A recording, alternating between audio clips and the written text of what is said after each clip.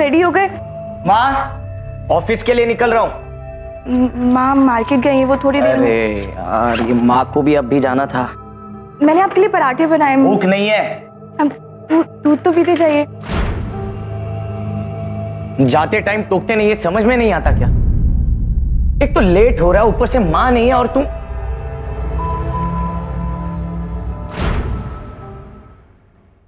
सुनिए तो। बाय।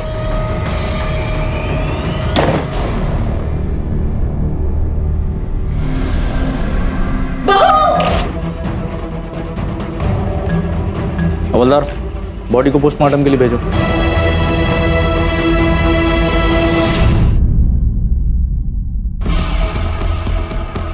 सीमेंद छुट्टे मिले हैं। जांच रिपोर्ट से पता लगता है उदय पति नहीं है, लेकिन घाव बताते हैं कि विक्टिम के साथ जबरदस्ती की गई थी। सर, हमने पड़ोसी और इस तरह से पूछताछ की है। उससे पता चला है कि धर्म अपनी शादी से खुश नहीं था। सर, शादी अरेंज थी, वो किसी वेबसाइट पे मिले थे, शादीवाला.com। और सर, मैंने ऑफिस कलीग से बात की है, उससे पता चला है कि धर्म की एक गर्लफ्रेंड भी थी। और फिंगरप्रिंट्स? सर, किसी अजनबी के फिंगरप्रिंट तो मिले नहीं है, और सर किसी को आते जाते देखा नहीं गया। ठीक है, ले आओ उसे। जी सर। तुम्हें शादी नहीं करनी थी क्या? तुम्हारी गर्लफ्रेंड थी ना? हाँ ठीक। तुम्हारी शादी जबरदस्ती हुई थी? हाँ वो छुटकारा पाना था तो बीबी को मार दिया। हाँ नहीं सर, क्या बकवास कर रहे हैं सर आप?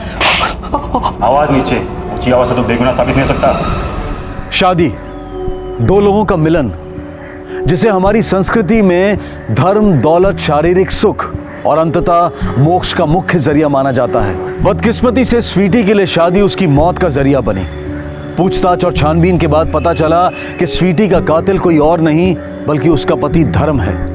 उसे इस खून के लिए सजा हुई और इस केस की फाइल बंद कर दी गई। लेकिन कोई नहीं जानता था कि इस केस की फाइल फिर से खुलने वाली थी।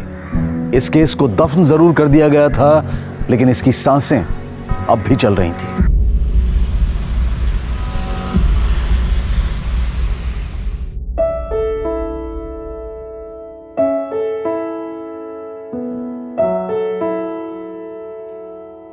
रचना, will you marry me?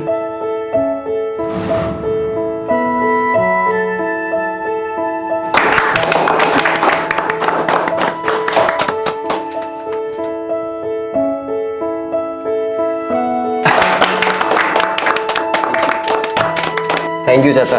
बड़े हो जी आप। अब तो हम एक फैमिली बन गए। हाँ, एक हैप्पी फैमिली। जी बिल्कुल।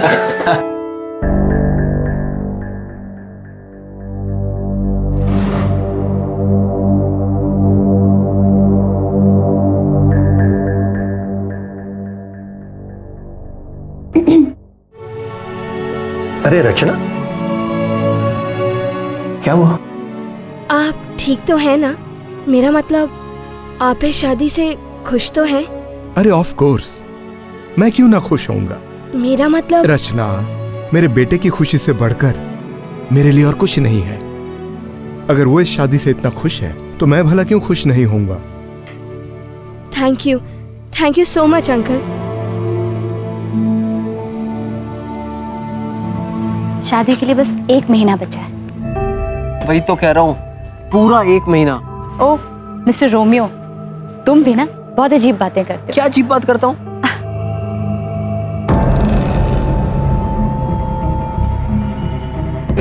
घूर क्या रहा है?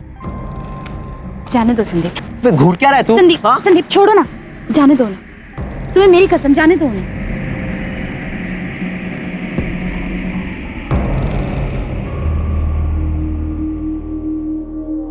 I love you। संदीप, मुझे कोई फर्क नहीं पड़ता कि लोग मेरे बारे में क्या कहते हैं। फर्क पड़ता है तो इस बात से कि तुम मुझसे कितना प्यार करते हो।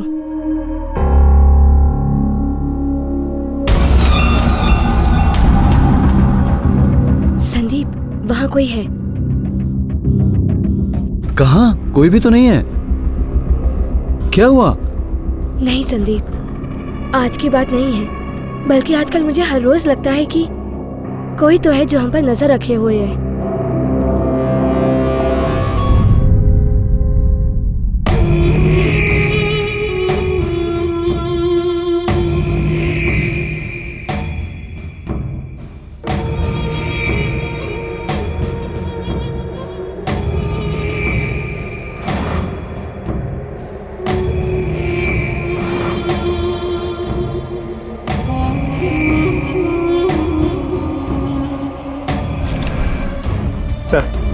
आने जाने का एक ही रास्ता है। सर मैं जब आया तो दरवाजा खुला हुआ था, चाबी लगाने की भी जरूरत नहीं पड़ी। अनुज होटल के सारे स्टाफ की इन्फॉर्मेशन जुटाओ, खास करके उनकी जो इस फ्लोर पे काम करते हैं। विक्टिम की फैमिली से बात हुई? हो जाएगी सर। फ्लोर का सीसीटीवी फुटेज बुक। भैया कोई भी साड़ी पसंद नहीं आ रही। पिछली बार आप कितनी अच्छी साड़ी लेके आए थे, इस बार क्या हो गया? हाँ आपको क्या हो गया, कितना टेंशन ले रहे हो? मेरी शादी कल थोड़े ना है, फिक्र मत करो।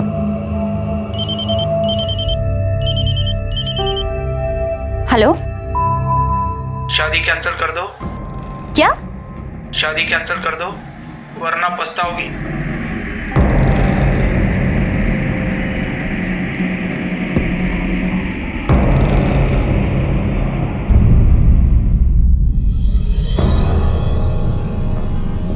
पापा आउट ऑफ स्टेशन गए हैं और मम्मा टेंशन में बैठी हैं, इसलिए मैंने उन्हें नहीं बताया। सही किया बेटा, लेकिन हमें पुलिस कंप्लेंट करनी चाहिए। नहीं बेटा, पुलिस को इन्वॉल्व करेंगे तो खामख्वा। लेकिन पापा समझ नहीं रहे। नहीं संदीप, पापा सही कह रहे हैं। हो सकता है कि किसी ने हमारे साथ मजाक किया हो, एक मामूली सी बात हो।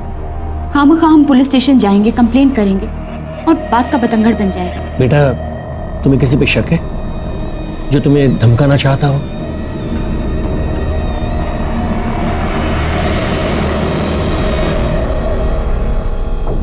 सर इतने बेरहम मर्डर के पीछे क्या मोटिव हो सकता है?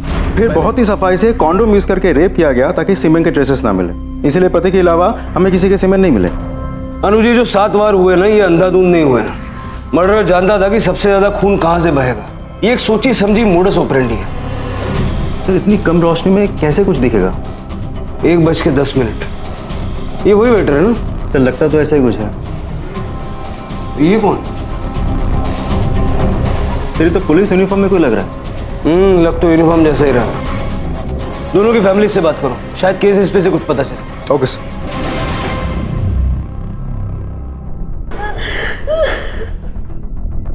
देखिए हम समझ सकते हैं कि आपके लिए बहुत मुश्किल समय है, लेकिन कातिल तक पहुंचने के लिए हमें आप लोगों की मदद चाहिए।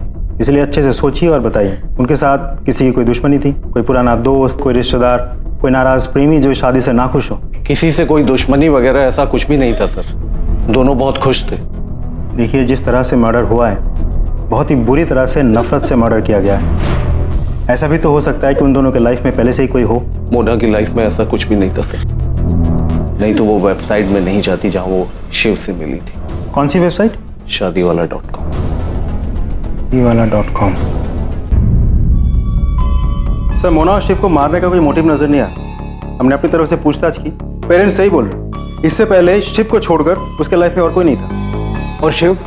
एक गर्लफ्रेंड थी, अब शादी हो गई। लाठी, ये जो शिव की गर्लफ्रेंड थी ना, उसके हस्बैंड के बारे में इन्फॉर्मेशन निकाल, पता करो उसके मन में शिव को लेकर कोई गुस्सा तो नहीं है। लाठी, ये जो वेबसाइट है ये लोगों को मिलवाने के साथ साथ उनकी शादियां भी ऑर्गेनाइज करता है, यहाँ तक कि हनीमून पैकेजेस भी अरेंज करके देते हैं। तो ऐसा तो नहीं कि कातिल को शिव और मोना के बारे में यहीं से पता चला हो सकता है पैसे लेके इन्फॉर्मेशन बेची गई हो।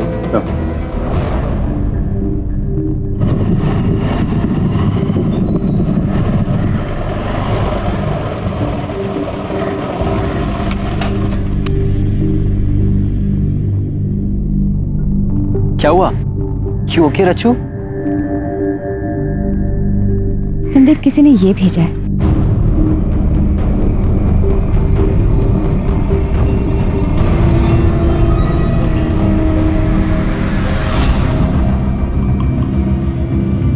ये तो मेरी एक्स गर्लफ्रेंड है। ये बहुत पुराने पिक्चर्स हैं, पिछले 3 सालों से मैं कभी उससे नहीं मिला, मेरी तो बात भी नहीं हुई उससे। इट्स ओके बाबा, मैं तो बस तुमसे ऐसे ही पूछ रही थी। Thank God. तुम इतना डर गए थे? रचना, मैं नहीं चाहता कि हम दोनों के बीच कभी भी कोई प्रॉब्लम हो। I really love you. I know बाबा। क्या हुआ? हम लोग हंस तो रहे हैं, लेकिन ये सीरियस बात है यार। ये सब कोई तो है जो हमारी शादी तोड़ना चाहता है। वो कौन था जो रचना और संदीप की शादी तोड़ने पर तुला था, जो रचना को डरा रहा था, धमका रहा था? और क्यों? रचना और संदीप इस बात को एक छोटा वाकया समझकर पुलिस के पास नहीं गए, और यही उनकी भूल थी, क्योंकि जल्द ही ये धमकियां हमलों में तब्दील हो गई। रचना को अकेला पाकर उस पर जानलेवा हमले होने लगे। मामले की गंभीरता समझ में आते ही रचना और संदीप ने पुलिस का दरवाजा खटखटाया। सर, और इस सब के बाद कल रात रचना पर हमला हुआ, गाड़ी के नीचे आते आते बची है। तुम्हें पक्का यकीन है कि गाड़ी तुम्हारी तरफ ही आ रही थी? अच्छा, तुम्हारी जो ये एक्स गर्लफ्रेंड थी, रिश्ता तोड़ते वक्त कोई झगड़ा, मनमुटाव, कोई रंजिश? नो सर, ऐसा कुछ भी नहीं था। हम दोनों ने मिलकर फैसला किया था, पर मुझे नहीं लगता वो इन सब में इन्वॉल्व होगी। वो हम चेक कर लेंगे। अच्छा, एक बात बताओ, जिस लड़के ने तुम्हें ये घाव दिया है, कहीं ये वही लड़का तो नहीं है जो धमका रहा है?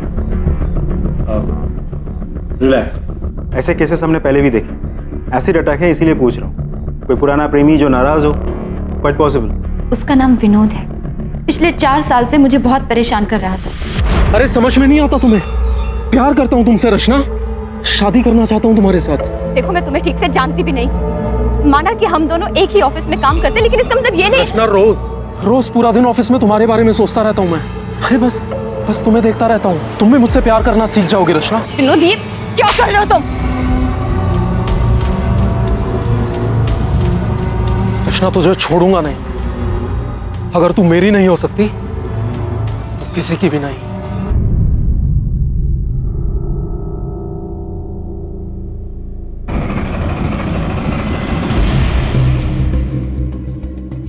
वो तो अब जेल में होगा ना? नो सर, जेल में था, लेकिन 6 महीने पहले ही छूट गया। सर, मुझे समझ नहीं आ रहा है, रचना की जिंदगी बर्बाद करने के बाद भी उसे सिर्फ 3 साल की सजा हुई। सर, मैंने कंफर्म किया, विनोद वाकई 6 महीना पहले छूटा है। फिर तो छूटते ही धमकियां देना शुरू कर देता। 5 महीने रुका क्यों? बेसिकली 1 महीना पहले ही शादी फिक्स्ड हुई, शायद इसीलिए। एसिड अटैक की विक्टिम है राठी। बार बार इस तरह धमकियां मिलना सीरियस मैटर, प्रायोरिटी पे हैंडल। और मैं कल फरीदाबाद जा रहा हूँ। वो जो वेबसाइट है शादीवाला.com, उनका ऑफिस है फरीदाबाद। देखते हैं डबल मर्डर केस के बारे में उनसे क्या इंफॉर्मेशन मिलती है। Okay sir.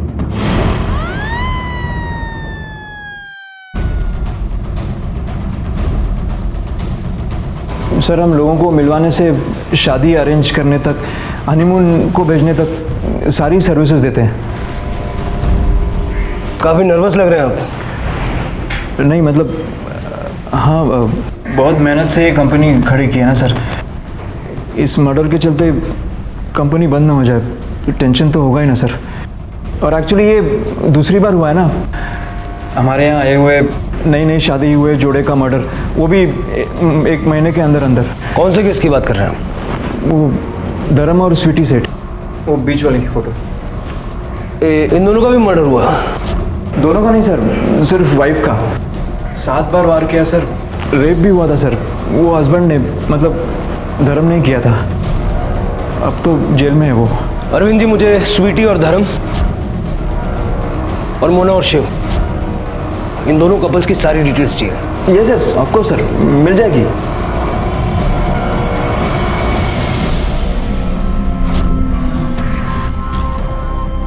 हमने अपनी तरफ से पूरी तहकीकात की, लेकिन घूम फिर कर बार बार सब कुछ स्वीटी के हस्बैंड धर्म की ओर इशारा कर रहा था।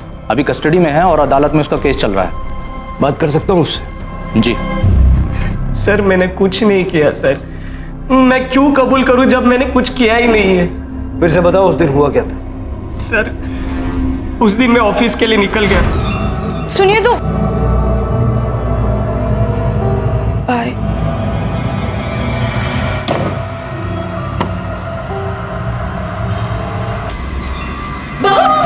बस इसके अलावा कुछ नहीं पता है सर। मैंने सचमुच उसको नहीं मारा सर। प्लीज सर, आप मुझे बचा लीजिए सर, प्लीज।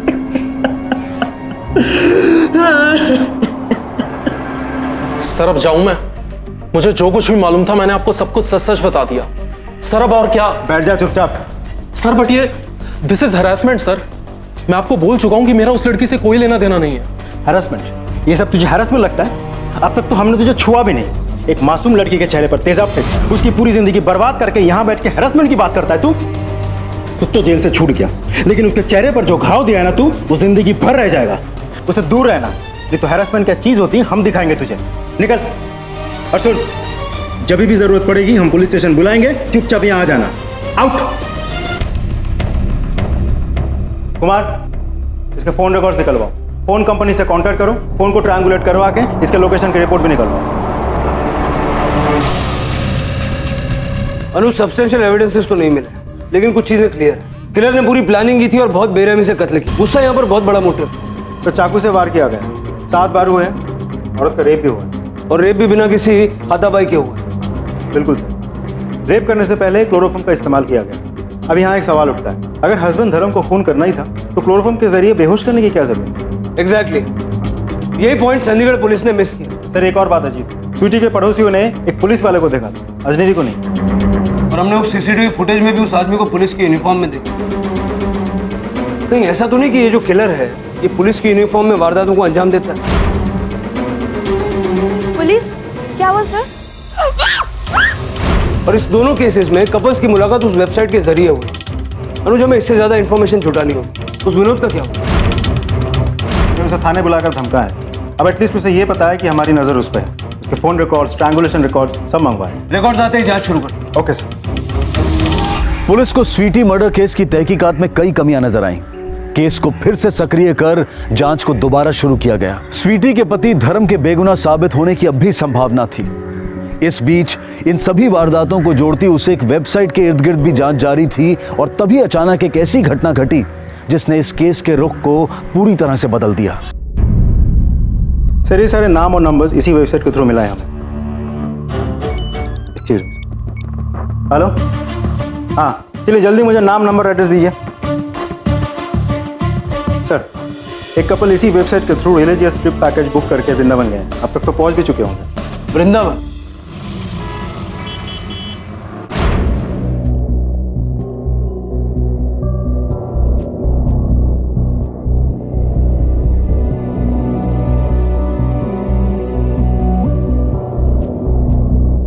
हाँ हाँ आप ही के एरिया में, वृंदावन। कोई अतिथि गेस्ट हाउस है वहाँ, हस्बैंड एंड वाइफ।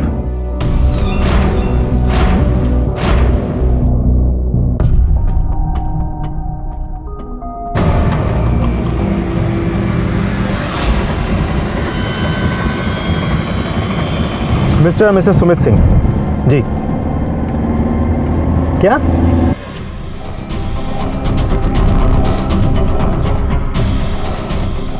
फिर से 7 बार।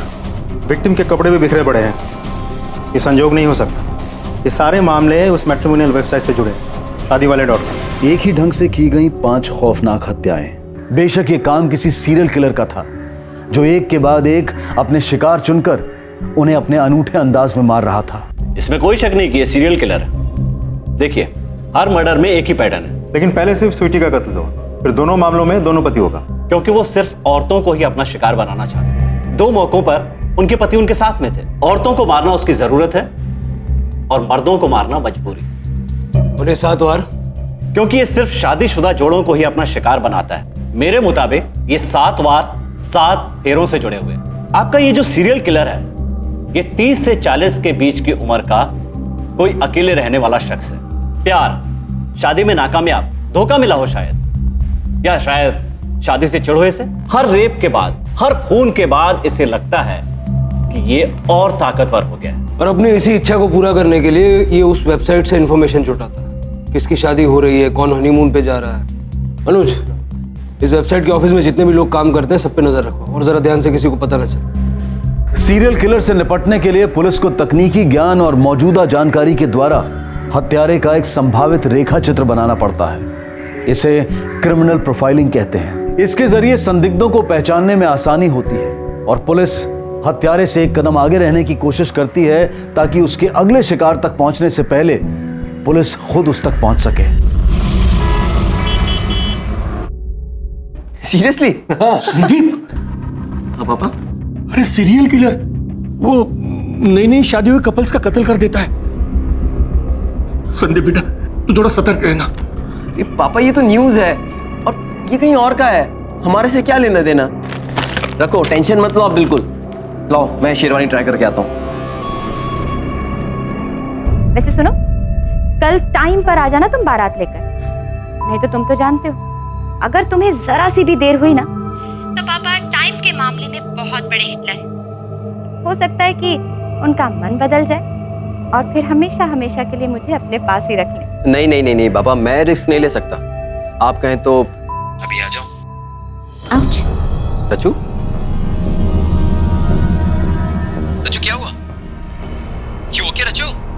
संदीप, किसी ने कुछ फेंका है। फेंका मतलब? एक कागज लिपटा हुआ है पत्थर के साथ, और क्या लिखा है? शादी करोगी तो मरोगी।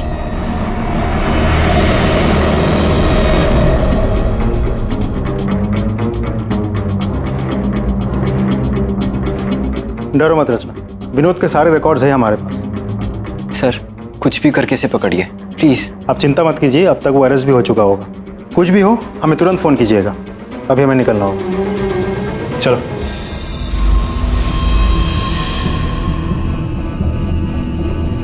डोंट वरी, सब ठीक हो जाएगा। बेटा, क्यों ना हम शादी की तारीख थोड़ी आगे कर दें? मुझे कोई प्रॉब्लम नहीं है मम्मी जी, जैसे रचू चाहे। रचना, तुझे छोड़ूंगा नहीं। नहीं, अब मैं दोबारा उस इंसान को अपनी जिंदगी बर्बाद करने नहीं दूंगी। शादी जिस दिन की तय है उसी दिन होगी। मैं उससे नहीं डरती। क्या कहा था हमने? लेकिन सर, मैंने कुछ नहीं किया। आप क्यों मुझे? फिर झूठ।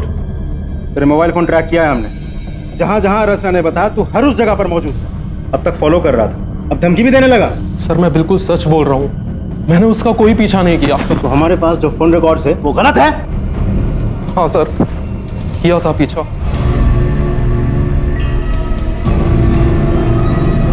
मैंने उसका पीछा किया था और उसे कभी धमकाया नहीं सर। उसे घर पे पत्थर नहीं फेंका था? कल रात की बात कर रहा हूं मैं। सर, पत्थर?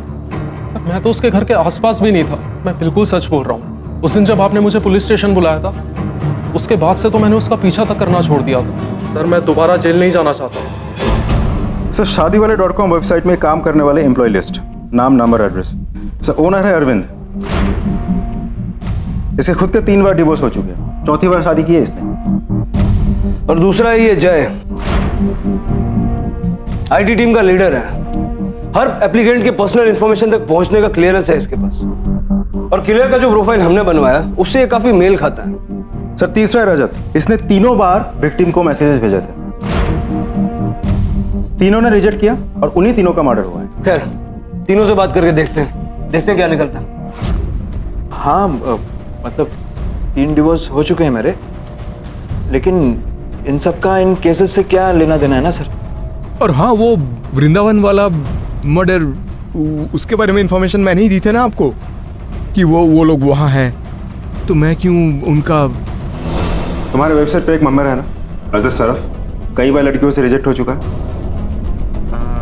मालूम नहीं सर, हमारे तो इतने मेंबर हैं। हाँ, लेकिन तुम एक लिस्ट तो बना के दे सकते हो ना, जिन जिन लड़कियों ने रिजेक्ट किया है, नाम, नंबर, कॉन्टैक्ट डिटेल्स वगैरह।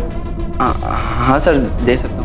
ऐसे तो कई लोग होंगे ना जो अकेले होंगे, फ्रस्ट्रेटेड होंगे, चाहते होंगे उनकी लाइफ में भी कोई हो। तुम्हारी लाइफ में कौन? सर, अभी तो कोई नहीं। अकेले रहते हो? अच्छा लगता है अकेले रहना?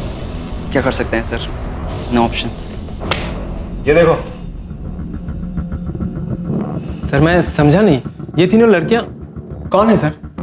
नहीं पहचाना? इधर देखो, ये सारे मैसेजेस शादीवाले.com में तुमने ही भेजा था ना? ओह हाँ सर, वो उस वेबसाइट पे थी ये तीनों, लेकिन मुझे कैसे याद रहेगा सर? मैंने तो एक मैसेज भेजकर छोड़ दिया था। छोड़ दिया? हाँ, हमें तो लगा कि उन्होंने तुम्हें रिजेक्ट कर दिया। हाँ तो तुम्हें बहुत गुस्सा आया होगा, जैसे कि अभी आ रहा है, और इसी गुस्से के चलते तुमने उन्हें मार दिया। उन्हें मारने का सबसे बड़ा मोटिव तो तुम्हारे पास है। रिजेक्ट करने के बाद भी तुमने उसे इतने सारे मैसेज भेजे कि आखिरकार उन्हें तुम्हें ब्लॉक करना पड़ा। सर, गुस्सा आया था, लेकिन अब तो इनकी शक्लें और इनके नाम तक याद नहीं मुझे। और सर, उसी वेबसाइट के जरिए मुझे आरती मिली। मेरी लाइफ अब बदल चुकी है सर, सब कुछ बहुत अच्छा चल रहा है। ये देखिए सर, आरती। कब है शादी? सर, डेट फिक्स नहीं हुई है अभी, लेकिन बहुत जल्दी होने वाली है सर।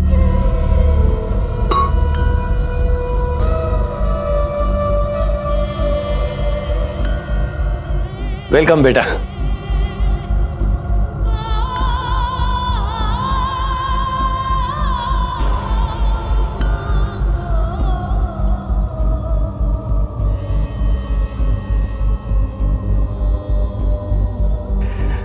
खूब लंबी जिंदगी और खुशियां मिले तुम दोनों को। सर इसके मुताबिक तो जब रचना के घर पे हमला हुआ या जब पत्थर फेंका गया था तब तो विनोद वहाँ था ही नहीं। इसका मतलब विनोद सच बोल रहा है। रचना को धमकाने वाला खुला घूम रहा है। रचना की जान को खतरा है। ये सब छोड़ो, आज मैं ब्रेकफास्ट बाहर से मंगा रहा हूँ। वैसे भी मैं फ्रूट्स लाने के लिए मार्केट जा ही रहा था, सोचा तुम दोनों उठ जाओ तो मैं चला जाऊंगा। पापा आप टेंशन मत लीजिए ना, मैं सब संभाल लूंगी। पक्का? बिल्कुल। ठीक है, तो मैं चलता हूँ। हाँ? जी।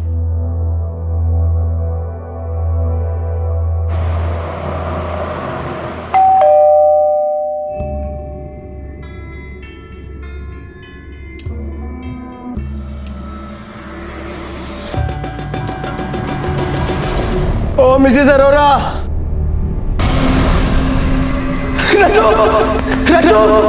जीवन, सपने, आशाएं, अभिलाषाएं, चुटकी में रचना की जिंदगी का ये दिया बुझ गया। उसे धमकाया गया, लेकिन इसके बावजूद उसने शादी के इस अहम पड़ाव को पार किया। रचना पर हुए एसिड अटैक के बाद वो शादी के इस सपने को भूल सी चुकी थी, लेकिन संदीप ने उसके इस भूले बिसरे सपने को सच कर उसकी जिंदगी में रंग भर दिया। लेकिन दुर्भाग्यवश किसी हैवान ने आकर रचना की ये नई दुनिया तबाह कर दी। कौन था वो? किसने घर के आसपास किसी को आते हुए देखा था? आसपास तो कोई नहीं था और ऐसा कुछ सोचा भी नहीं था।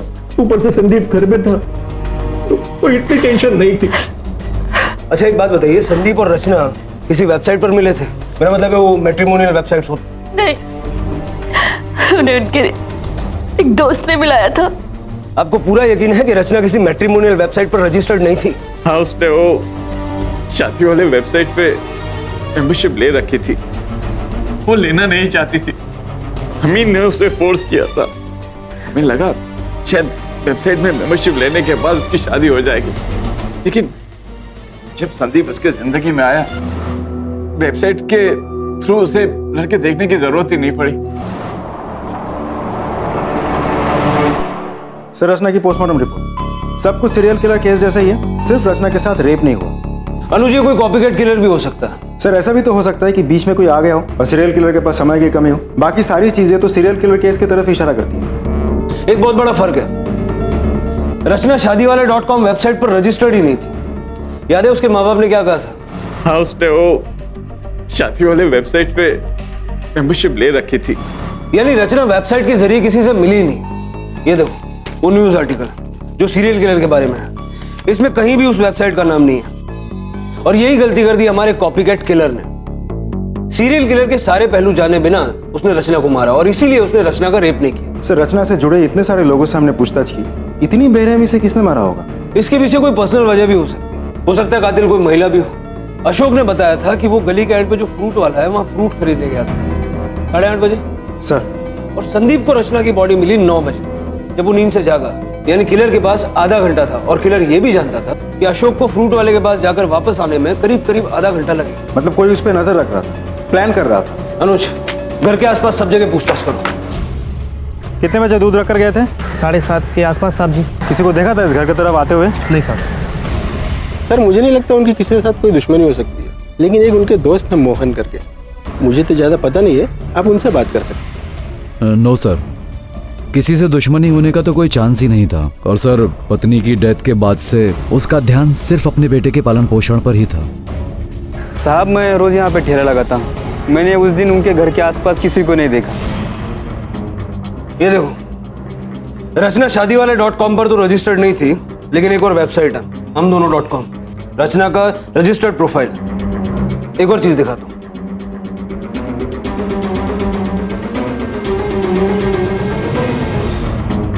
ये देखो रचना शादीवाला.com पर तो रजिस्टर्ड नहीं थी, लेकिन एक और वेबसाइट है हमदोनों.com, रचना का रजिस्टर्ड प्रोफाइल। एक और चीज दिखाता हूँ।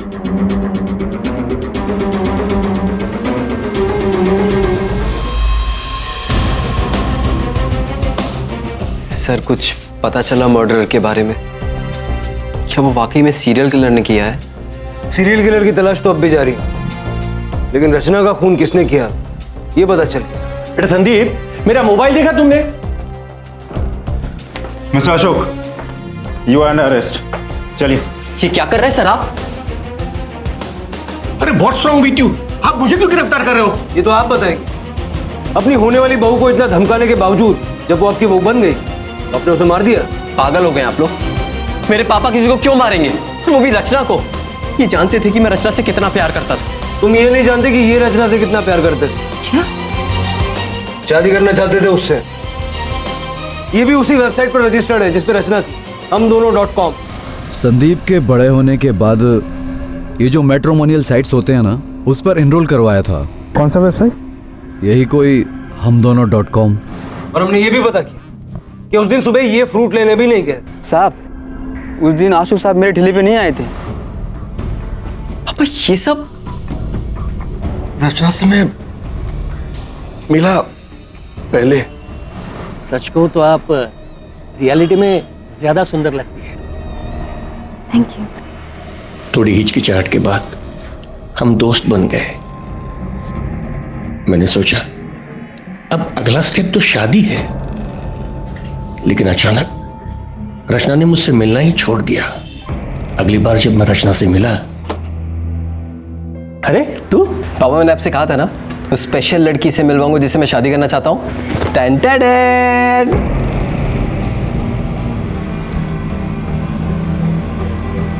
क्या हुआ पापा, आप इसे देख के चौंक क्यों गए? वो क्या हुआ, क्या पूछ रहा है? हाँ?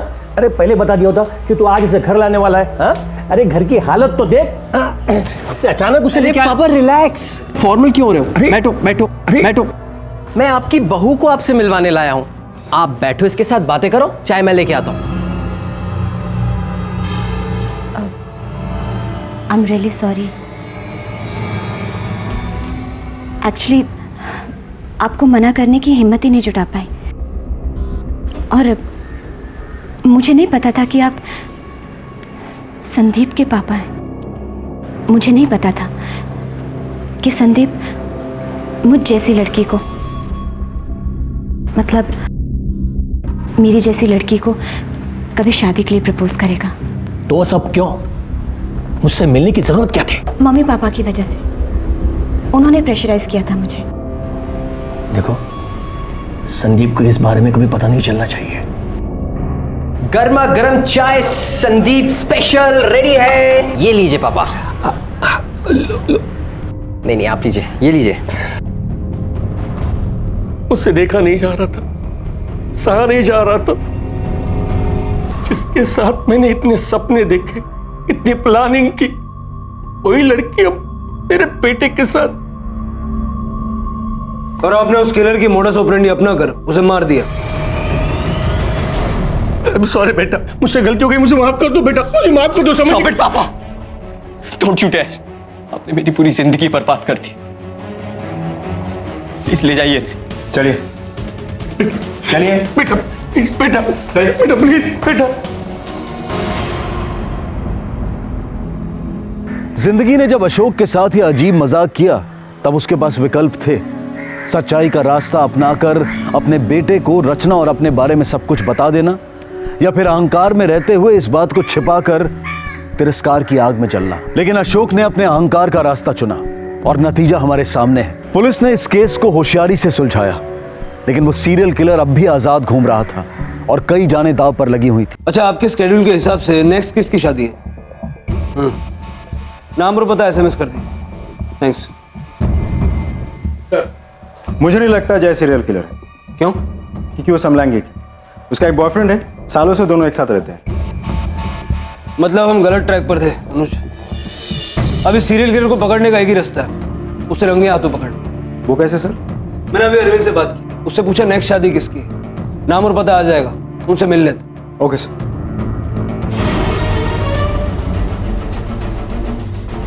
देखिए आप लोग घबराइए मत, हमें उसकी पहचान का अंदाजा है और चप्पे चप्पे पर हमारी निगरानी, हम उसे पकड़ लें।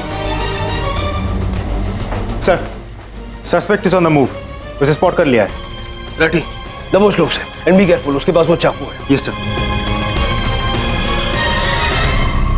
पुलिस की यूनिफॉर्म पहन के मर्डर करता है। क्या सोचा तूने?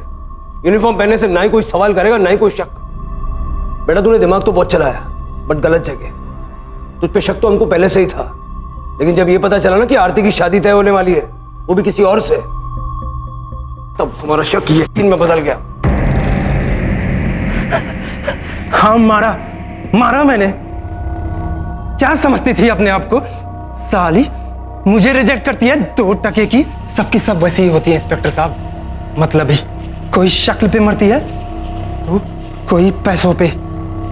देखा ना मैंने कैसे 7 फेरे लिए ना सबने। 7 बार काटा, 1 2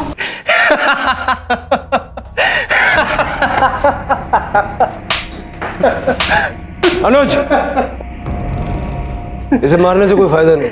ये दिमागी तौर पर बीमार है। सड़ने तो सारी जिंदगी जेल में। चल चल। क्या कारण था रजत के इस पागलपन का?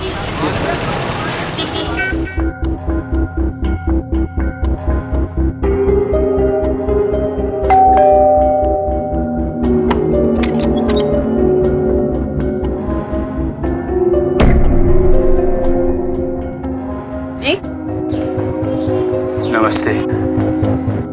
जितेंद्र घर पर है? जी, वो तो ऑफिस निकल गए। कोई बात नहीं, आए तो कहिएगा नंदलाल मिश्रा वापिस आ गए। अब तो मुलाकात होती रहेगी। नमस्ते। हाँ, नाम याद रहेगा ना? नंदलाल मिश्रा। बताना ना भूलिएगा।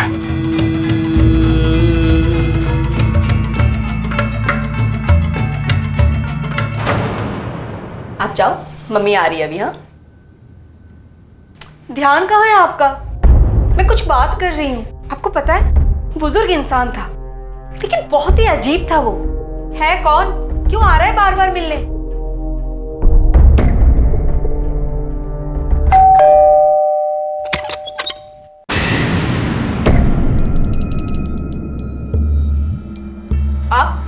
आप फिर से आ गए। देखिए, हमारे पति आपको नहीं जानते और उन्होंने कहा है कि हम आपसे कोई बात ना करें। अगर आप दोबारा आए ना तो हम पुलिस स्टेशन फोन कर देंगे। पुलिस स्टेशन का नंबर है आपके पास या मैं दूं? बाप रे, मैं तो डर ही गई। आपको पता है, मैंने उसे पुलिस की धमकी दी तो कहता है कि नंबर है या दूं। बहुत ही अजीब इंसान है वो। आखिर आप बताते क्यों नहीं है? कौन है? क्यों बार बार आता है हमारे घर? नाम याद रहेगा ना? हाँ, नंदलाल मिश्रा नाम बताया अपना। कहा कि बोल देना वापस आ गया है। मुझे तो डर लगने लगा है अब। आप एक काम क्यों नहीं करते? आप जाके उससे बात करो ना। आखिर पता तो चले कि कौन है, क्यों आ रहा है बार बार। निकल यहाँ से। बापू ने कहा है अगर कोई एक गाल पर मारे दूसरा सामने कर दो। साले बुड्ढे, तू जाता है या? क्या करोगे? जला दोगे? जान से मारोगे? खून कर सकते हो तो 2 थप्पड़ मारने में क्या हर्ज है? ये रहा मेरा गाल, मारो। हाथ क्यों रुक गए? तुझसे बहस नहीं करना चाहता मैं। निकल जा यहाँ से।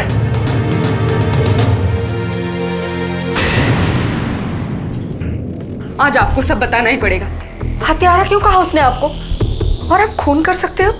इसका क्या मतलब है? देखिए, मुझे बहुत डर लग रहा है। साफ साफ बताइए ना, बात क्या है? आप चुप क्यों हो? बोलो ना।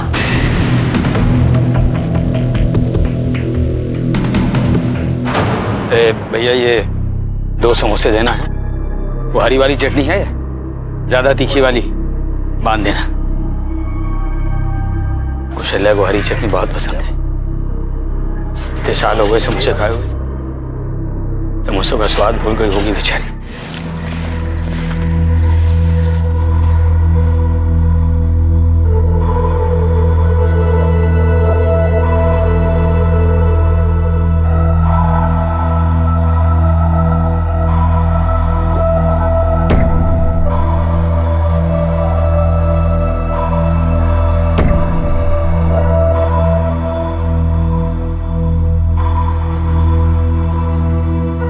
नहीं सुधरेगा, नहीं सुधरेगा ना।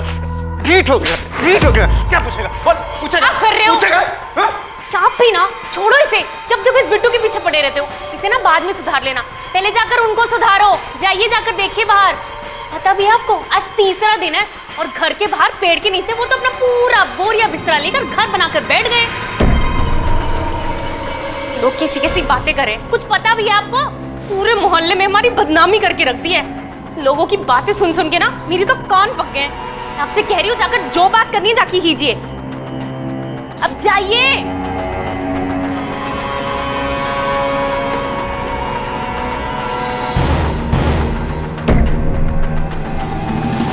अरे ये क्या कर रहे हो? क्या कर रहे हो ये? चुपचाप तो रह रहे हैं हम लोग। जीना मुश्किल कर दिया है हमारा। तुम्हें रहने के लिए यही जगह मिली है। चल बुढ़िया निकल निकल। अपने पति को समझा ले, ज्यादा नाटक ना करे वरना। हमें जो समझाना था वो हमने समझा दिया, बाकी बुढ़े को तुम समझाना। हमारे मोहल्ले में खूनियों के लिए कोई जगह नहीं है, समझ गए?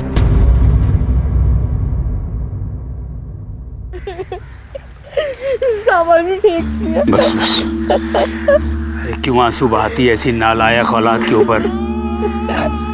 चिंता मत कर, मेरे रहते तुझे कोई परेशान नहीं कर सकता। कब तक रहेंगे हम लोग ऐसे? कब तक रहेंगे?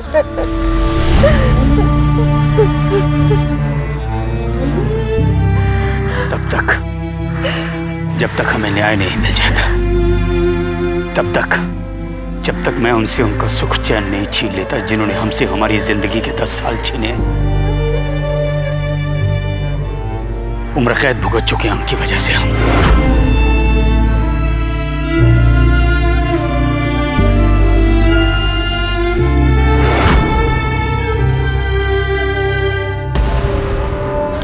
शांत रह तू। ले समोसे खा, तेरी मनपसंद तीखी चटनी के साथ लाया हूं।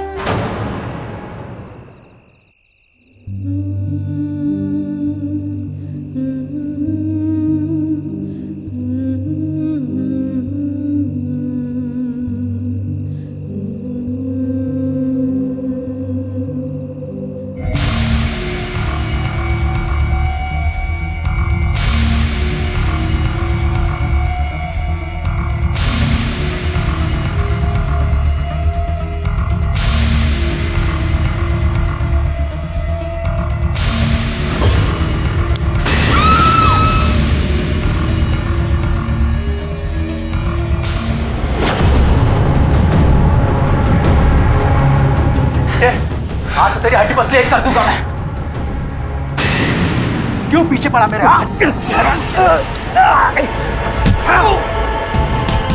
जितना मारना मार, फिर भी साबित करके रहूंगा कि असली हत्यारा तू है। तूने खून किया और सजा मिली मेरी बीवी और मुझे। मेरी जिंदगी के 10 साल लायक ही नहीं रहेगा, कहूंगा पूरी दुनिया। नंदलाल के साथ अतीत में घटी घटनाएं क्यों उसके आज पर हावी हो रही थी? क्यों एक बूढ़ा व्यक्ति नंदलाल मिश्रा जितेंद्र को परेशान कर रहा था, उसे हत्यारा कहकर उसके पीछे पड़ा था? और दूसरी तरफ क्यों एक पिता कमल मिश्रा अपने बच्चे को यातनाएं दे रहा था? आखिर सतह पर बिल्कुल अलग अलग लगती इन कहानियों को किस कड़ी ने जोड़ा था? सच पर से अभी कितनी परतें उठनी बाकी थी? तू ना हाथ मुंह धो ले बेटा, थका होगा। ज्यादा प्यार दिखाने की कोई जरूरत नहीं, सब समझता हूँ। मगर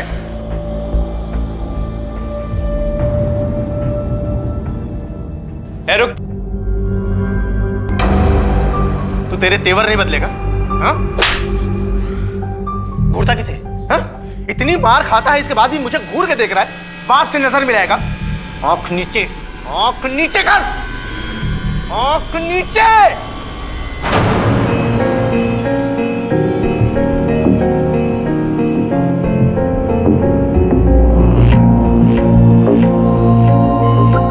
दादी, दादी, दादी, क्या कर रहे हो? छोड़ो उसे। छोड़ो बेटू, जा यहाँ से। क्या कर रहे हो? जान ले लोगे क्या उस बेचारे की? तो जान ही ले लूंगा मैं इसकी। छोड़ो ये सब, बाहर देखो क्या तमाशा हो रहा है। प्रणाम दादी। जुग जुग जी मेरे बच्चे। ये क्या माँ जी, आशीर्वाद भी। हम लोग को बताया भी नहीं। हम लोग क्या इतने पराये हो गए? आप चलिए हमारे साथ। हमारे होते आप यहाँ नहीं रहेंगे, चलिए आप। पुरानी बातें को भूल जाओ अम्मा, चलो हमारे साथ। चलिए आप हमारे साथ, चलिए।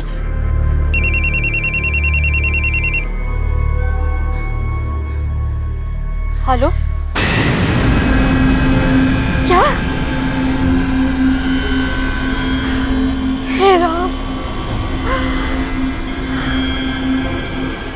माँ जी, ये क्या लगते हैं आपके? जी मैं इनका बड़ा बेटा नीलेश हूँ। अरे तो जरा समझाइए इनको, वो जितेंद्र गुप्ता से क्यों झगड़ा मोल रहे, क्यों फालतू में परेशान कर रहे हैं उनको, समझाइए।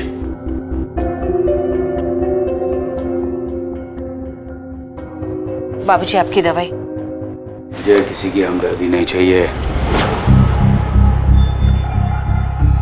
बाबूजी इसमें हमदर्दी वाली क्या बात है? हम तो आपके अपने हैं ना। कोई अपना नहीं है मेरा। बंद करो ये अपनेपन का नाटक। ना तो तुम मेरी बहू थी और ना ही कभी बन सकती हो। जानता हूं मैं क्यों तरस आ रहा है तुम्हें हम पर। तुम्हारी नजर मेरे उस मकान पर है जो आज भी मेरे नाम है। लेकिन याद रखना,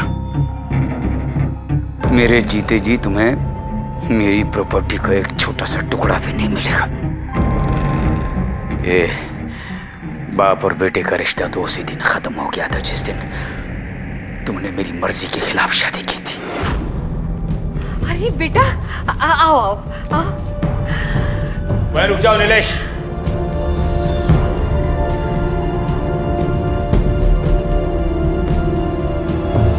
इस घर के दरवाजे तुम्हारे लिए आज से बंद। पर बाबू सफाई देने की कोई जरूरत नहीं है। मना किया था ना मैंने, नहीं माने ना तुमने मेरी बात। अरे यही लड़की मिली थी शादी करने के लिए। अपनी जात में लड़कियों की कमी पड़ गई थी क्या? सुनिए, आशीर्वाद तो देने दो बच्चे को। कौशल्या, अगर तुमने इसके सर पर हाथ रखा तो मेरा मरा मुंह देखोगी। निकलो तुम लोग यहाँ से। अब हमारी चिता को आग लगाने में मत आना, समझे? तो खड़े देख क्या रहे हो? जाओ यहाँ से, जाओ, निकलो, जाओ। चलो कविता।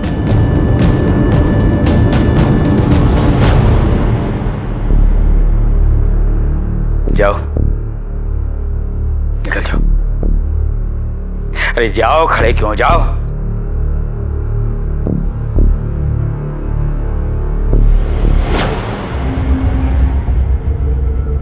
वकील साहब और कितना समय लगेगा? अरे नीलेश जी परेशान मत होइए, ये प्रोसेस बड़ा कॉम्प्लिकेटेड होता है। वकील साहब समय हाथ से निकलता जा रहा है, अगर जल्दी कुछ किया नहीं तो। अरे नीलेश जी चिंता मत कीजिए, ये जमीन जायदाद प्रॉपर्टी कहीं भागा थोड़ी जा रहा है, ये सब आपका ही हो। नंदलाल मिश्रा और उनकी पत्नी कौशल्या न जाने कितने तूफानों से गुजर रहे थे। अपने अंदर न जाने कितनी आग समेटे हुए थे, उन पर न जाने कितने गंभीर आरोप लगे थे। क्या नंदलाल और कौशल्या को इस आरोप में फंसाया गया था?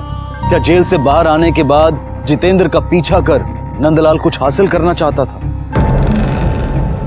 क्या झूठे आरोप और सजा का गुस्सा उसके मन पर था और वो अपनी खोई हुई इज्जत को वापस पाना चाहता था?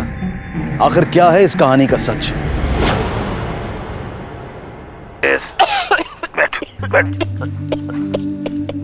ये क्या हालत हो गई तुम्हारी? क्या बताओ? मुझे संभालते संभालते खुद बीमार पड़ गई। ये तुम कुछ खा लो, फिर दवाई देता हूँ मैं तुम्हें।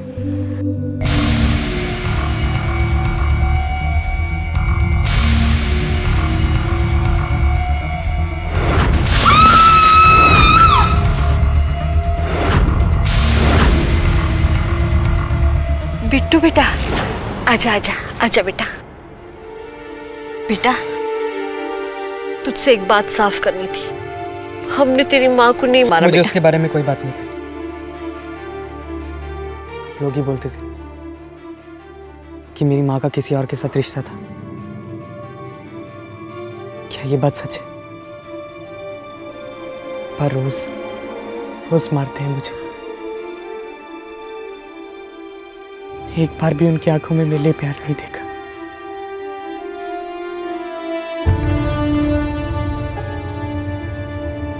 क्योंकि मैं उनका बेटा नहीं हूं ना, और वो तो संतेली माँ भी ले। एक चम्मच बस बेटा, बस एक चम्मच। हाँ मैं नहीं खाऊंगा। क्या हो रहा है? देखिए ना, ये कुछ भी नहीं खाता। क्यों रे? अपनी माँ को तंग करने में बड़ा मजा आता है। ये मेरी माँ नहीं है। तुम्हें कौन को नीचे दिया है? मुझसे एक बार भी नहीं पूछा कि बेटा तेरा स्कूल कैसा चल रहा है, मार्क्स कैसे आ रहे हैं तेरे, मतलब तो यही है ना कि मैं उनका खून नहीं। प्लीज दादा दादी, प्लीज मुझे बता दो मैं किसके औलाद हूँ। दादी दादा प्लीज मुझे बता दो। दादी कुछ तो बता। कैसी बातें कर रहा है ये? देखो पता है, मेरी दोस्त, मोहल्ले वाले सब चिढ़ाते हैं मुझे, बोलते हैं तेरा बाप कौन है। क्या जवाब दूं मैं? अगर वो मेरा बाप नहीं है तो उसने मुझे घर पे क्यों रखा?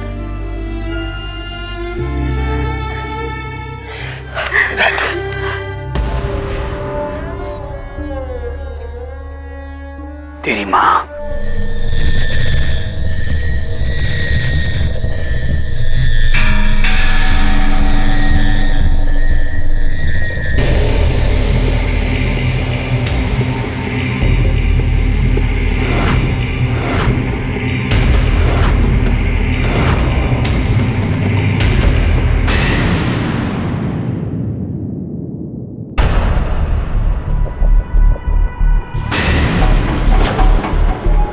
कहाँ है बॉडी?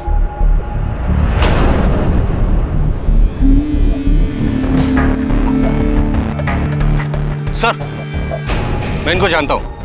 मैंने ही इनको अस्पताल में भर्ती करवाया था।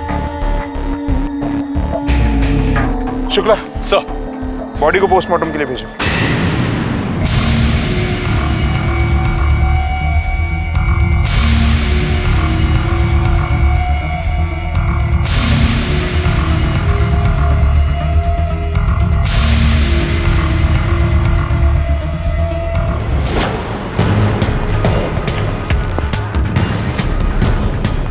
लो,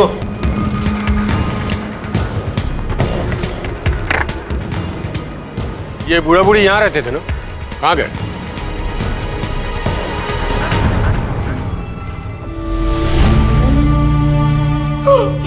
बाबूजी, बाबूजी, हमारी अपने आप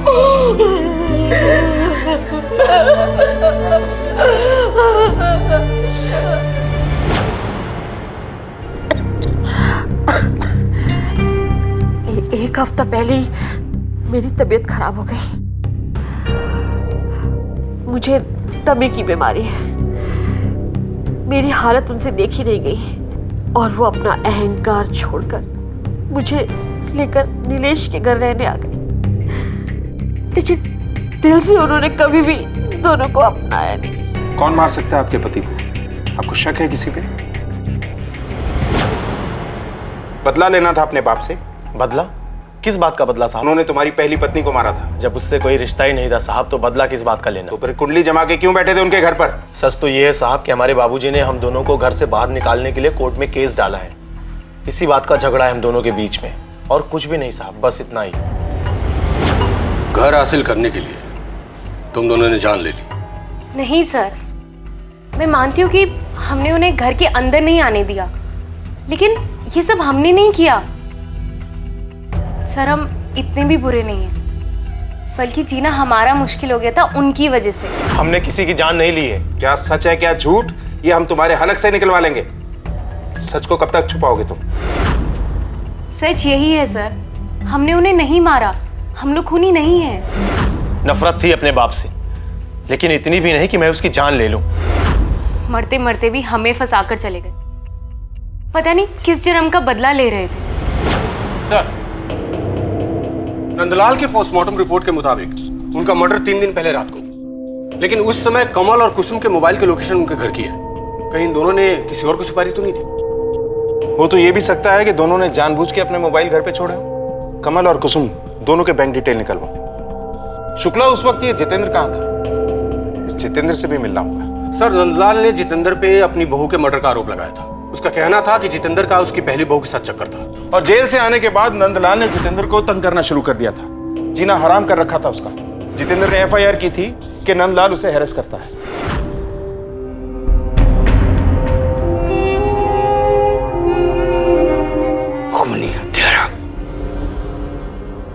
भैया चाय देना।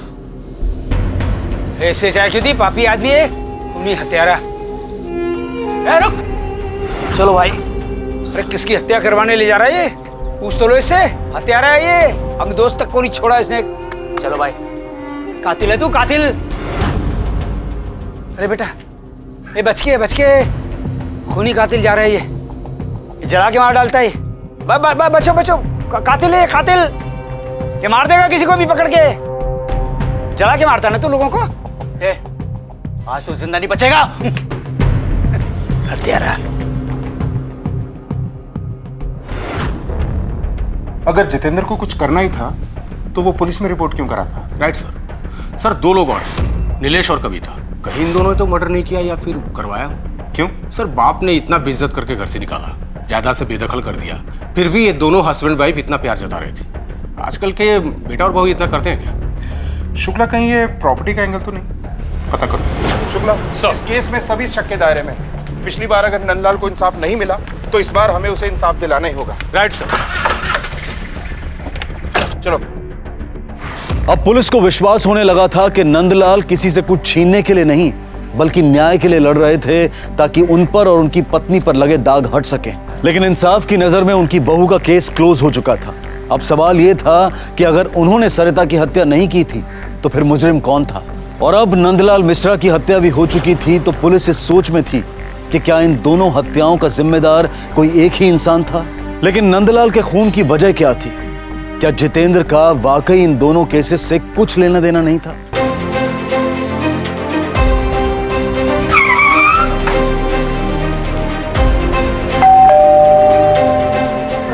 सर आप लोग?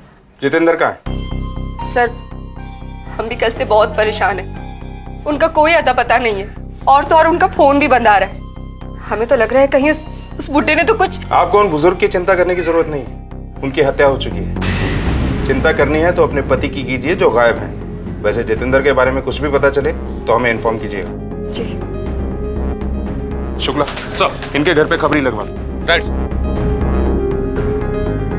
कहीं जितेंद्र ने ही तो नंदलाल को नहीं मारा?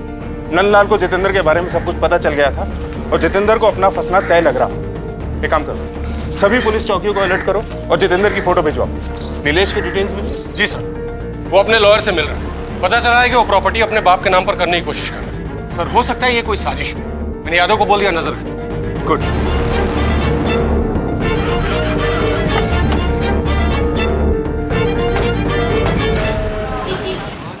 देखिए लड़के की कंडीशन बहुत सीरियस है, 60% जल चुका है, इसलिए फिलहाल कुछ कहना बहुत मुश्किल है। फिर भी हम ट्राई कर रहे हैं। एक्सक्यूज।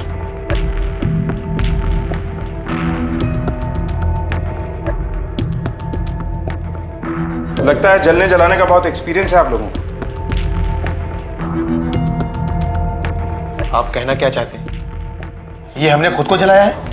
क्या पता, बिट्टू को आधे रास्ते तो पहुंचा ही दिया है। हाँ? 60% जल चुका है वो।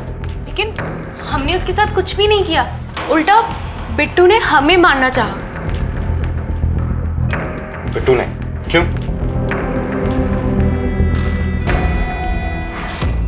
अरे यार क्या पार्टी थी, मुझे तो बिल्कुल सच में उसका डांस तो मतलब कमाल का था।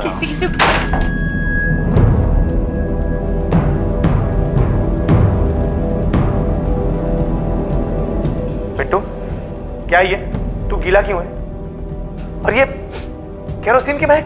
तुम दोनों मरोगे मेरे साथ यहाँ पर। बिट्टू बेटा किससे बातें कर रहे हो? और ना ही इस आदमी का। तुम दोनों को पता चलेगा कि रोज रोज जलना कैसा।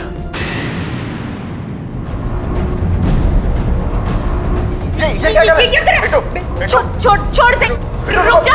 बिट्टू नहीं। बिट्टू ने ये सब हमें सजा देने के लिए किया।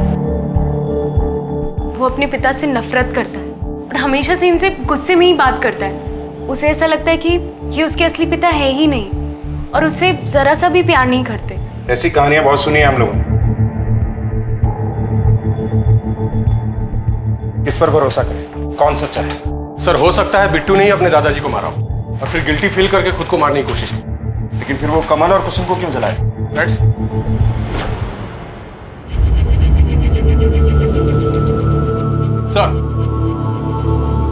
सर ये देखिए, पिछले 3 दिनों से कई घंटों तक बिट्टू और नंदलाल मिश्रा के फोन की लोकेशन सेम रही है।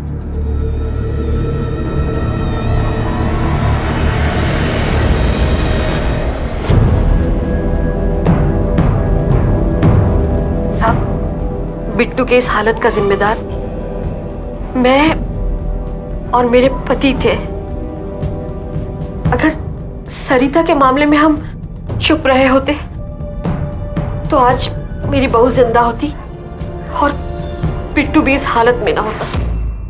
परेशान हो गई हूँ मैं जितेंद्रा, कमल के साथ रह रह के। 6 साल हो गए हैं शादी को, लेकिन उसने कभी भी मुझे अपना नहीं समझा। तुम तो मेरे दोस्त हो ना, बताओ ना मैं क्या करूँ, क्या करूँ? तुम टेंशन मत लो, सब ठीक हो जाएगा।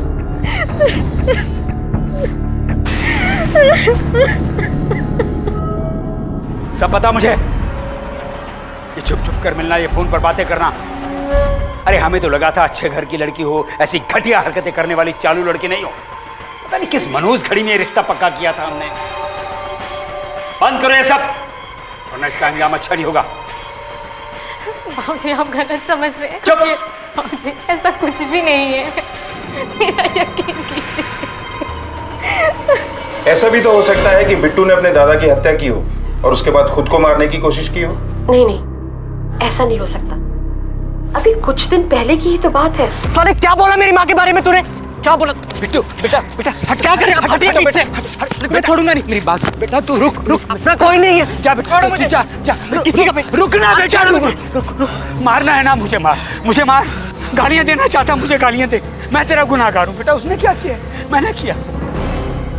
मैंने सच को नहीं छुपाया ना, तो मेरे सच बोलने की वजह से तुझे सजा मिली है। गलती मेरी है, मैंने तेरे बारे में नहीं सोचा था। मैंने इस गलती की सजा दे मुझे। मार बेटा, मुझे मार, मार मुझे। क्या कर रहे हो दादाजी? मार मुझे, मार बेटा। मुझे माफ कर दो दादा, मैं आगे से ऐसा कुछ नहीं करूँ। बहुत अच्छे हो।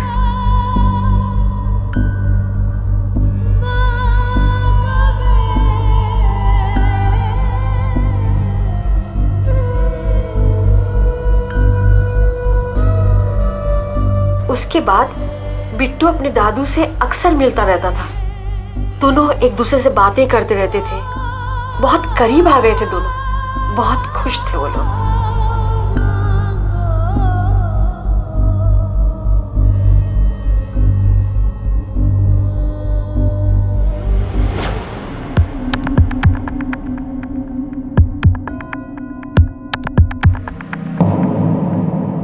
बिट्टू के पास कोई वजह नहीं है कि वो अपने दादाजी की हत्या करे, लेकिन ये एक पहेली है कि उसने अपने साथ साथ कमल और कुसुम को मारने की कोशिश क्यों की। हाँ बोलो। ठीक है सर, जितेंद्र एक होटल में छुपा हुआ है, चलो।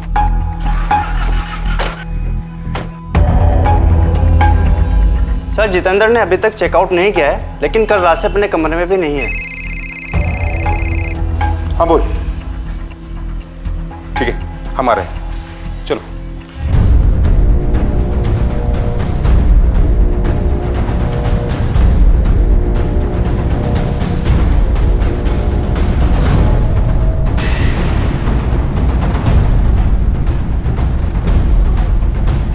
शुक्ला सर, पूरे एरिया के अच्छी तरह से छान मारो।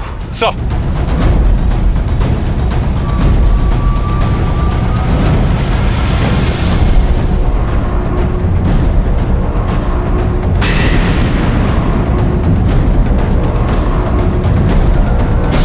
सर, चाकू ये देखिए। शुक्ला सर, बॉडी को ऑटोप्सी के लिए भेज दो। मर्डर चाकू से हुआ है। सोचने वाली बात यह है कि नंदलाल का मर्डर भी चाकू के वार से ही हुआ था। खैर, इस चाकू के fingerprints मंगवाओ। Sir.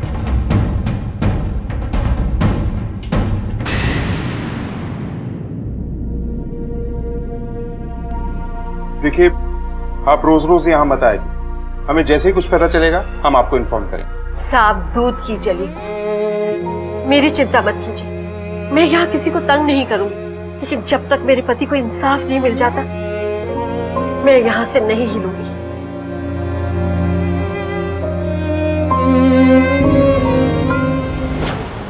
Sir, sir Jitendra का कत्ल जिस चाकू से हुआ वही चाकू नंदलाल को भी मारने के लिए यूज किया गया। ये देखिए। और उस चाकू पर जितेंद्र के उंगलियों के निशान भी मिले। और सर खबरी ने यह खबर दी कि कुछ दिन पहले जितेंद्र ने चाकू खरीदा। जाहिर है जितेंद्र ने आत्महत्या तो नहीं की होगी, तो किसी और के उंगलियों के निशान मिले? नहीं सर, लगता है सर मुजरिम बहुत शातिर है। या तो उसने ग्लव्स पहने होंगे या फिर निशान मिटा दिए। इसका मतलब यह है कि जितेंद्र ने नंदलाल को मारा है। तो फिर जितेंद्र को किसने मारा? शुक्ला सर, इस जितेंद्र की पूरी कुंडली निकालो। क्या करता था, कहाँ उठता बैठता था, कोई क्रिमिनल हिस्ट्री तो नहीं? सब कुछ। सर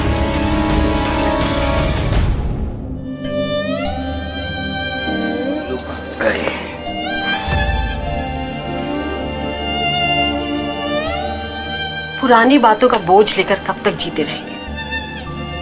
नई शुरुआत क्यों नहीं करते? वो बात पुरानी कहाँ हुई कौशल्या?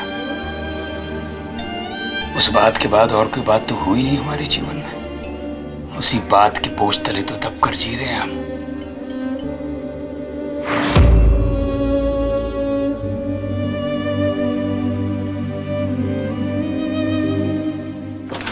सर, जितेंद्र के बारे में सारी इंफॉर्मेशन मिल गई है। वो एक इंश्योरेंस कंपनी में काम करता था। तो सर चौंकाने वाली बात यह है कि उसकी सैलरी से कई गुना ज्यादा रकम रेगुलर उसके अकाउंट में जमा होती है।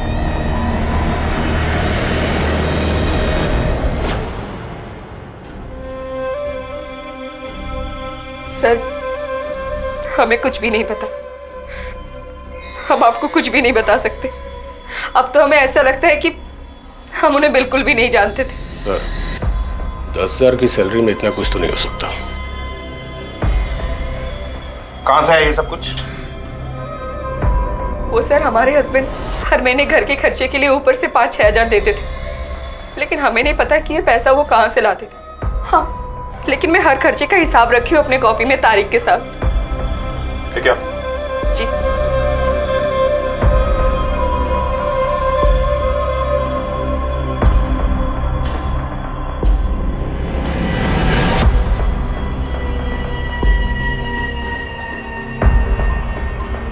सर, हमारी शादी को 7 साल हो गए। वो शादी से पहले से ही पैसे ला रहे थे, लेकिन ये नहीं पता कि ये पैसा वो कहाँ से लाते हैं। हाँ बोल।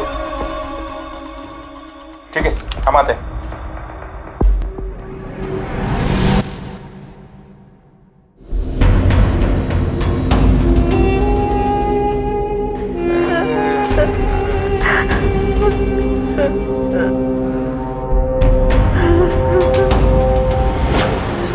सर, मैं पुरानी एल्बम ढूंढ रहा था अपनी माँ की फोटो के लिए। तो तभी मुझे पापा और सौतेली माँ की कुछ फोटो मिली कॉलेज की। मैं तभी समझ गया था कि एक दूसरे को पहले से जानते। और सर, मैंने इनकी बातें सुन ली थी दादाजी के बारे में कि वो दादाजी को मारने वाले।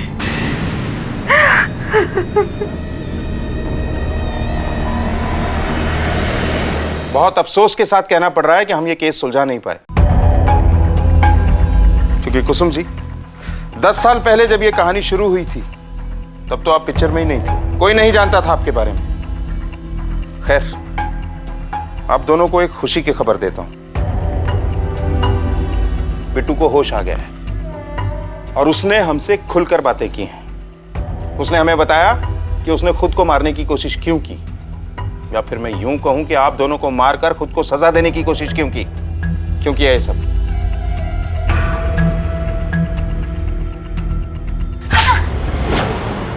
बोलो, और शुरू से। सर, मैं और कमल कॉलेज टाइम से एक दूसरे से बहुत प्यार करते थे, लेकिन जब नीलेश भैया की शादी के बाद बाबूजी ने उन्हें घर से निकाल दिया तो हमें लगा कि वो हमारी शादी के लिए तो कभी नहीं मानने वाले। पहले तो हमारे अफेयर के बारे में किसी को कुछ पता नहीं था, लेकिन जब बाबूजी को सरिता और उसके आशिक पे शक हुआ तो हम एक उपाय सोचे। एक दिन घर में कोई नहीं था तो मैंने कुसुम को घर पे बुलाया और मैंने चुपचाप से घर में जाकर किचन में गैस पाइप को काट दिया। मैं घर से बाहर ही निकल रही थी कि जितेंद्र ने मुझे देख लिया।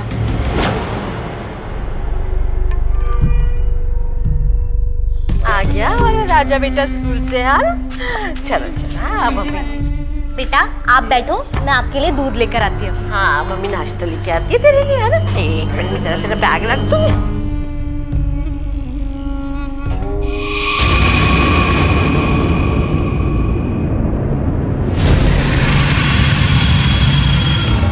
अरे रामेश्वर भाई, अरे रामेश्वर भाई, बहू को मेरी बहू जल गई मेरी।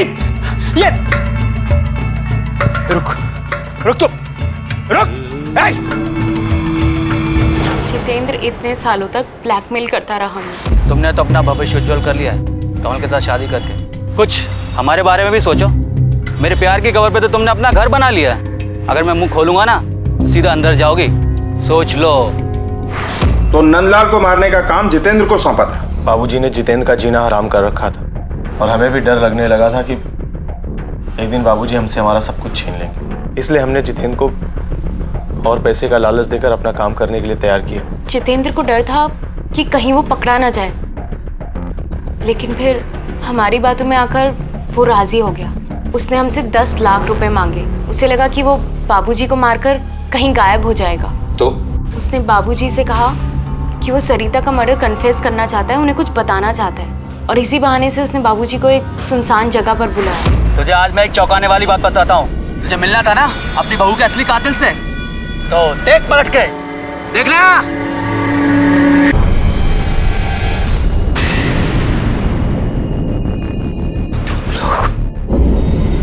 शर्म आती है तुम जैसे लोगों पर। अब जिंदगी भर जेल में पड़े यही सोचते रहना कि क्या मिला ये सब कुछ करके। एक परिवार के निजी रिश्तों की उलझनों का सबसे बुरा असर हुआ बिट्टू पर। अब उसकी दादी ही उसके जख्मों पर मलहम लगा रही है। आखिर क्या हासिल हुआ इस जुर्म से? लेकिन रिश्तों का हासिल है क्या? घर, जमीन, जायदाद, रुपए, पैसे, गहने, या फिर जिसका रहीम के दोहे में वर्णन है, प्रेम का धागा, वो हासिल है? क्या बूढ़े माँ बाप हमारी नजरों में उनकी मौत के बाद उनके पीछे छूटी सिर्फ जायदाद हैं? और अगर यही उनकी कीमत है तो फिर क्यों माँ बाप अपने बच्चों के लिए रुपया, पैसा, जमीन, जायदाद जमा करते हैं? यह हम सबको अपने आप से पूछने की जरूरत है। एक आखिरी बात, जो मान्य है उसे मिटाकर एक बार हर रिश्ते, हर संस्कार, हर मूल्य को अगर हम नए सिरे से देखें तो शायद कोई और ही सच दिखाई देगा। शायद ये समझ में आएगा कि हर रिश्ते की एक उम्र होती है, और अगर कोई रिश्ता उम्र भर के लिए बोझ, जिम्मेदारी या जरूरत बन जाए तो उस रिश्ते की बुनियाद प्यार नहीं है। इसी विचार के साथ अब मैं अनूप सोनी आपसे विदा लेता हूं। फिर मुलाकात होगी अगले एपिसोड में एक और चौंका देने वाले केस के साथ। तब तक अपना और अपने परिवार का ख्याल रखें और देखते रहें क्राइम पेट्रोल डायल 100।